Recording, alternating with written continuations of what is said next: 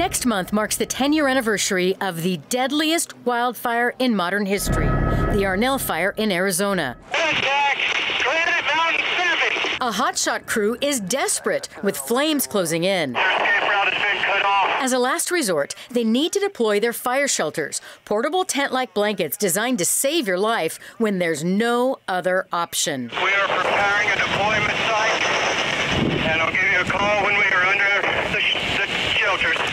That was the last transmission from the team. 19 elite firefighters died that day on Yarnell. The fire shelters weren't able to save any of them.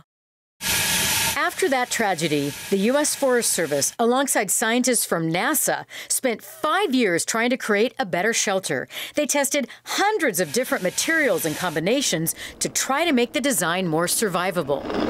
But that didn't generate a better product. Firefighters across the country are still carrying this design from 2002. And that's a concern for some, as climate change is creating larger, more intense wildfires here in the West. Hi, I'm Jim Roth. We traveled to Los Angeles to talk to engineer Jim Roth, a world-renowned fire shelter expert. He says the current shelter is woefully inadequate. The adhesive that holds it together starts breaking down at 500 degrees. But wildfires will burn at ground level at 2,000 degrees. You ought to trust it to work every single time. And every kind of fuel type, this doesn't make it.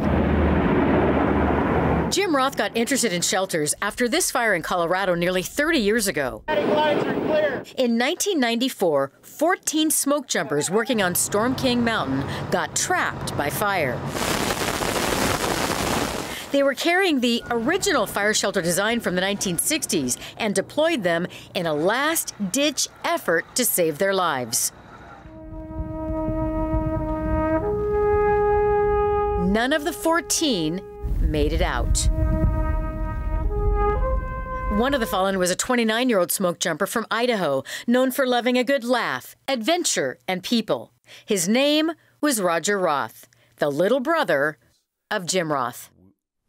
They asked for dental records. He remembers the moment hearing the news looked dismal.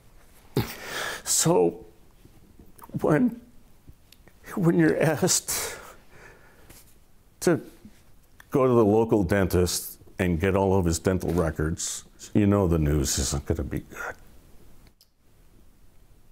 And here it is, almost 30 years later, but I feel it like it was yesterday. Before this tragedy, Jim Roth was a full-time aeronautical engineer, but that abruptly changed.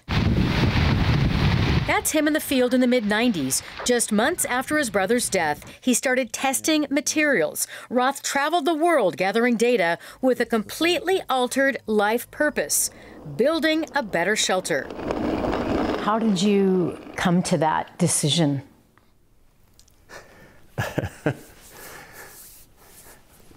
How did I come to that decision?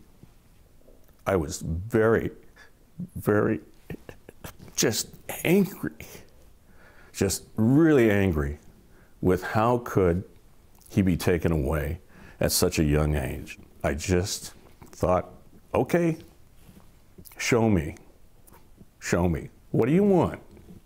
And that's when I realized I can do that. And he did. Roth designed a shelter that, with direct flames, reached just 73 degrees inside. The Forest Service came up with a shelter that heats up to nearly 134 degrees inside, almost double. In 2002, with both versions on the table, government officials chose the government design.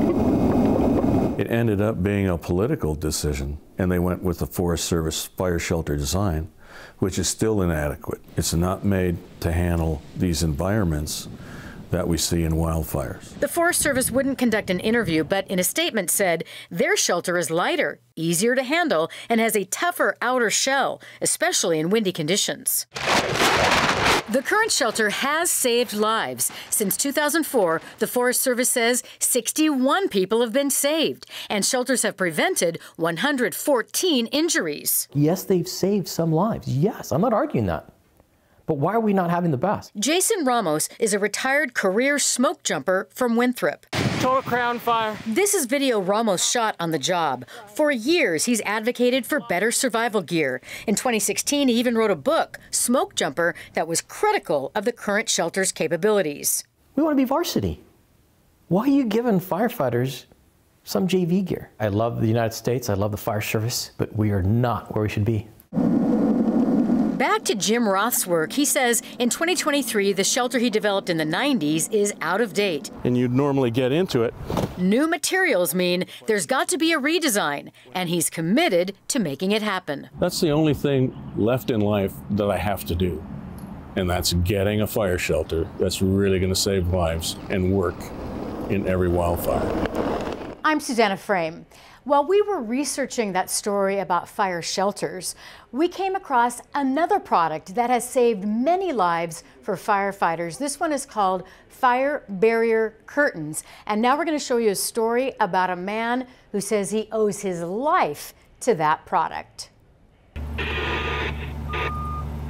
This is what it looks like when you're inside a bulldozer, trapped by flames in a wildfire burnover, when a wall of fire scorches right over you. 911, your emergency. I'm in a dozer on Buenaventura up by Lake Avenue. All the windows got blown out. The dozer operator is desperate and dials 911 from inside his cab. I can't last too long here. Okay, sir, I need you to get out of there, okay? I can't. No, it's all on fire around it. The frantic call comes during the chaos of what's known as the car fire in Redding, California. It was 5 years ago, and the state of California had never seen anything like it. 170-mile-per-hour winds, creating a fire tornado. I don't know how long it can last. We're going to get someone out there as soon as possible if we can, okay? Before hanging up, the firefighter asked the 911 operator to call his wife. Can I give you my wife's phone number? Tell her I love her. Telescope? This is that dozer operator today, Don Andrews, alongside his wife and grandkids. Don made it out of the burnover with barely a scratch on him. Was there a point where you thought, I'm not getting out of this alive? Oh, absolutely. I thought I was done for. When I had talked to the 911 operator. 2 firefighters working near Andrews didn't survive. This is a memorial for Fire Inspector Jeremy Stoke, who died in his truck. Don Smith died in his dozer. In that vicious firestorm, Andrews used a piece of safety equipment the others did not. What are called fire barrier curtains, made of multiple layers of aluminum that Velcro to your windows when you're trapped. The curtains can withstand 2,800 degrees, the same temperature as the very hottest wildfires. In this test in Australia, an engine equipped with the curtains is pummeled by direct flames. You can see the burn scars on the outside, but inside, nothing is damaged. What do you think about those fire curtains? Oh, it saved my life. I'm 100% sure. This is just a sample of where Wildland firefighters have died in their trucks, dozers, and excavators, including 3 young men working on the 2015 Twisp River fire here in central Washington. After their brush truck veered off the road, a wall of fire raced over their vehicle. They didn't have fire curtains to deploy. It was really heartbreaking to have those 3 young men die at such an early age with a product that we've got that could have saved them. And get that into place first. Jim Roth of Los Angeles is the engineer who's created fire barrier curtains that have worked every single time they've been deployed. He started his research after a deadly Colorado wildfire in 1994. 14 firefighters died trying to use their fire shelters in a burnover, including a 29-year-old smoke jumper from Idaho, Roger Roth, Jim Roth's little brother. I was very, very just angry, just really angry with how could he be taken away at such a young age. And the loss of Roth's brother led to the development of his curtains, saving the lives of about 24 firefighters. Life's precious. Don Andrews is one of them. And we're good friends today. It's great to have new friends, right? But particularly friends like that have told me I thought I was going to die. and I got to go home and see my family. Roth's curtains are installed on engines and dozers all over the world: California, Wisconsin, Texas, in Canada, Australia, and South Africa. But they're not required or commonly used in the state of Washington. Do you think that the curtain should be mandatory? Absolutely.